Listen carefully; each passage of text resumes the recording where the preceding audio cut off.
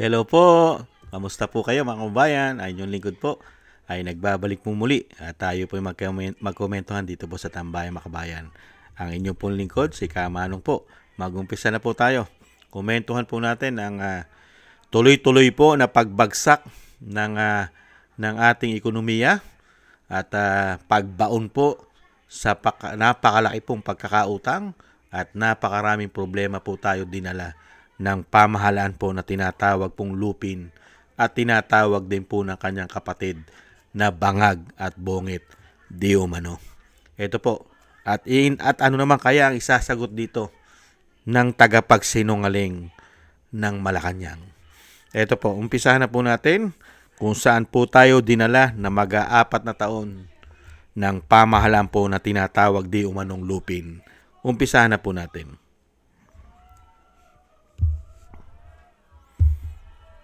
Says you want to get into that bench. Tuloy ang pagsadsad ng halaga ng piso kontra dolyar ng kasulukuyang administrasyon. Gayunman, ayon po sa ilang nating mga kababayan, tila walang pakialam umano ang gobyerno dahil sa halip na tutukan ng problema at pababain ang presyo ng pangunahing bilihin, inuuna umano at nakasentro ang pamahalaan sa pamumulitika at pagbanat sa mga kalaban ng gobyerno. Narito ang special report, TJ Mendoza. Nagsimulang maging all-time low ang halaga ng piso kontra dolyar ngayong panahon ng Administrasyong Marcos. Mula taong 2021 hanggang 2026, kita na ang pagbulusok ng halaga ng piso kontra dolyar. Taong 2021, sa huling taon ng Administrasyong Duterte, naitala ang 49 pesos and 88 centavos sa closing date na December 24, 2021. Taong 2022 naman sa pagsisimula ng Marcos Jr. Administration, sumampa na sa 55 pesos and 43 centavos ang halaga ng piso. Bumaba pa ang halaga niyan taong 2023 sa halagang 55 pesos and 74 centavos. Taong 2024 sa closing date na December 6, umabot sa halagang 57 pesos and 88 centavos ang piso kontra dolyar. 58 pesos and 49 centavos naman taong 2025. Pero ang nakakagulat, ngayong araw, umabot na ang halaga ng piso kontra dolyar sa 61 pesos and 59 centavos. Tinukoy ng ekonomistang si Cora Guidote ang dahilan ng pabago-bagong halaga ng piso. Bakit nangihina ang piso? Kasi ibig sabihin yan, mas maraming lumalabas na dolyar kesa sa pumapasok. Bakit lumalabas yung dolyar? Kasi namimili tayo ng mas mahal na langis. Tapos namimili tayo ng mas mahal na siguro yung kasi nga kung mahina ang piso, mas mahal yung bigas. Tapos yung mga investors, wala masyadong pumapasok na investments ngayon at malamang may mga lumalabas din na investors. So you call that capital flight. Yun. Tapos yung ikatlo, tumaas yung debt service burden, binabayaran natin na utang, tumaas. Actually, parang dumoble siya from last year to this year based on yung current account receipts natin. Naging dahilan rin umano ang paglaki ng utang ng Pilipinas. Lumobo talaga yung utang ng Pilipinas dahil every year malaki yung budget deficit. So para matakpan yung deficit na yun, mangungutang sila. So lumaki yung utang, no? So from something like 15 trillion or 16 trillion, ngayon magti 20 trillion na yan. So ang equivalent niyan sa per capita, kumbaga maski ba ang sanggol, may utang na something like 160,000 pesos no, per capita. Pero di natapos ang dagok ng mga Pilipino dahil epekto rin ng all-time low value ng peso ay ang pagbilis ng inflation o yung pagtaas din ng presyo ng mga pangunahing bilihin. Sa assessment naman ng Bangko Sentral ng Pilipinas noong buwan ng Abril, nasa 5.6 hanggang 6.4 ang bilis ng inflation sa bansa. Grabe, Naging no? faktor yan ang pagtaas ng presyo ng produktong petrolyo at maging ang halaga ng kuryente. Tuloy Lahat na lang, grabe no? Pero ang pamahalaan, hindi po tinututukan ang problema po ng bansa at ng mga Pilipino. Politika po. Politika at korupsyon. Ito pa po mga kababayan, isa pa po, pakinggan pa po natin ito at panoorin.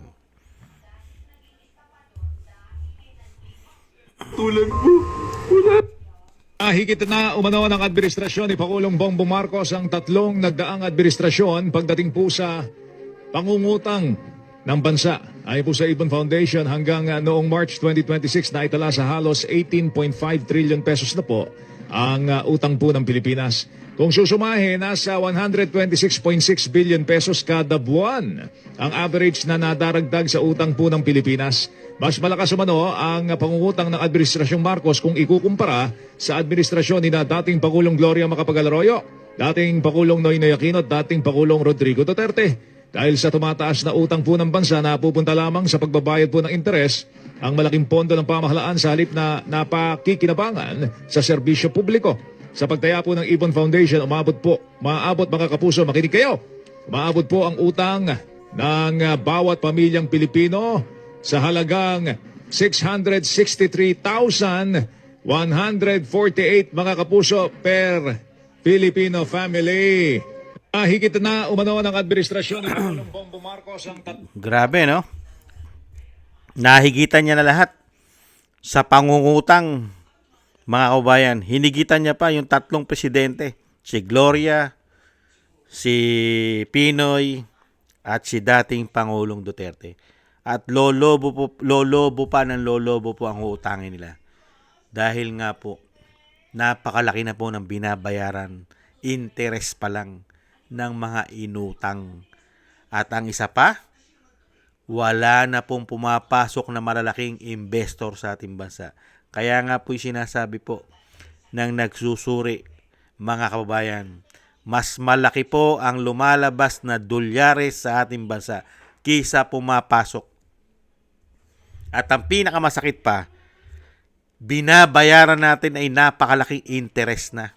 At hindi po kumikita.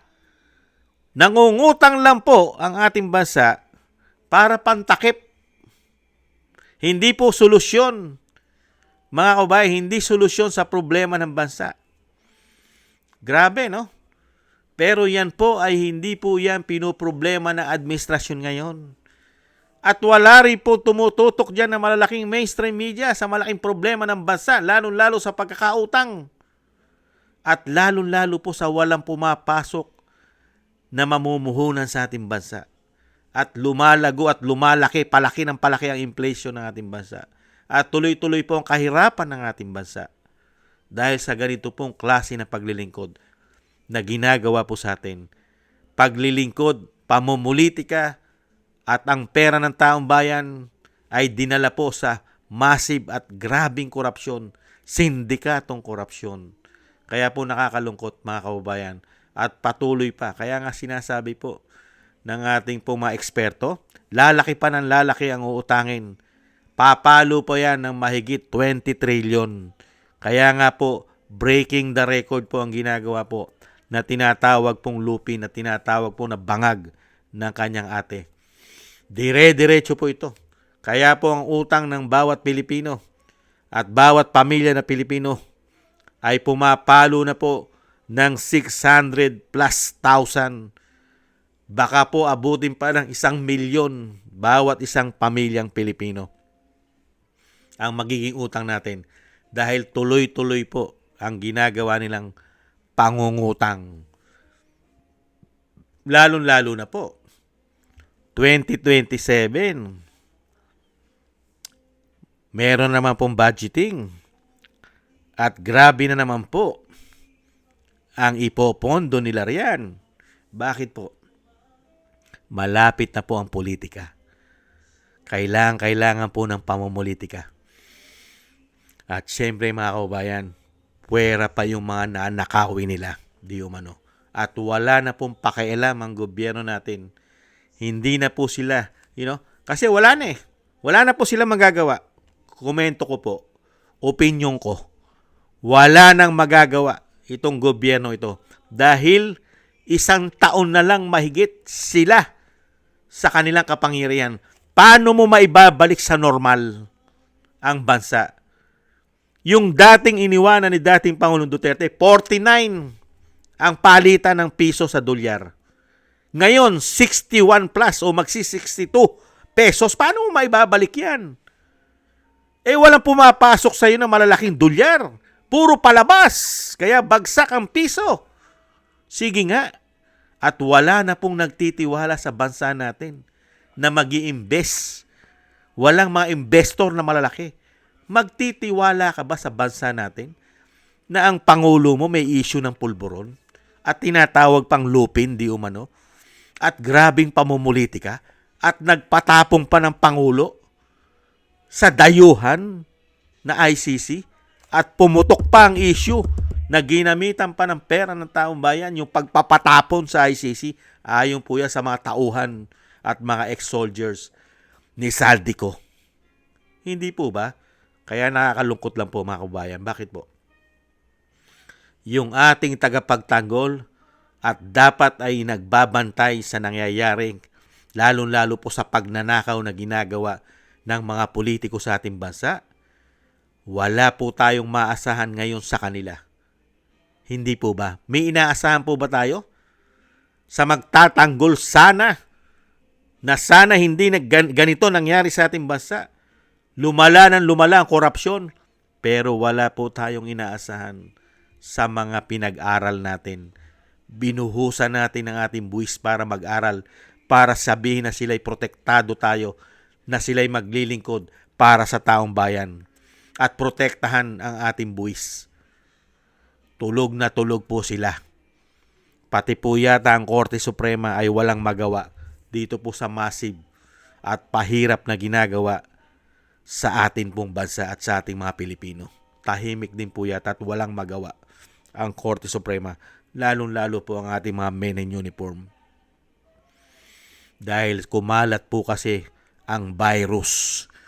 Ang virus po ng maleta ay nakubkub po halos ang buong gobyerno, pati mga institusyon, na virus po tayo ng mga maleta at laman nito. Yan po ang matinding problema na nagdaan sa ating bansa. Binigyan tayo ng problema na virus na galing po sa laman ng maleta. Kaya po ang buong gobyerno ngayon ay naharap po sa malaking virus ng maleta. Kaya po nanahimik po lahat halos at wala na nakikita ang gobyerno na problema ng bansa, pati po ang mga men in uniform, di umano.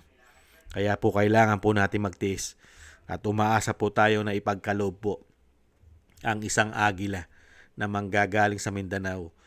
At least kahit papaano ay mabawi at mapanagot ang mga nagpahirap sa ating bansa, ang nagbaon sa utang sa ating bansa, at binaon po tayo na sobra pong pahirap at utang na isang damukal na wala naman pong pinatunguhan na mga negosyo para kumita ang mga inutang nila.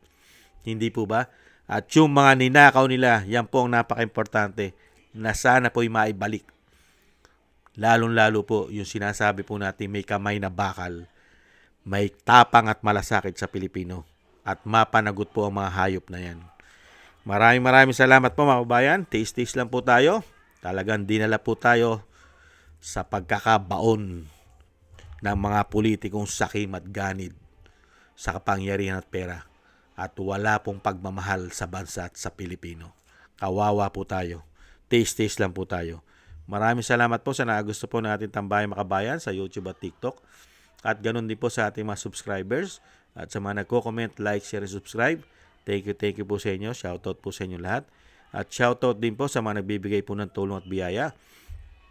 Shoutout po kay Eric Hershaw from Canada, Jem Aris from United Arab Emirates, Baby Roman at Ate Isa from Cagayan Valley, Annie Jo, Norma Garcia, Mary Natividad Blinden from Netherlands, Gayat Siena, Tatay Nick from Toronto, Canada, Jesus Valdepena, Rolando Guerrero, Mila Yi, Felipe Shapno from Texas, USA, Ma'am LB Sermani from North Miami, Florida, USA, kay Mika Ligaspi, Frank Zamora from California, USA, Romulo de Vinagracia from Bacolod City, kay Kingston from Hong Kong, Jake Yahud from California, USA, Gina Ray from Berlin, Germany, Julieta Silona from Sydney, Australia. Maraming salamat po. Shoutout po sa inyo lahat.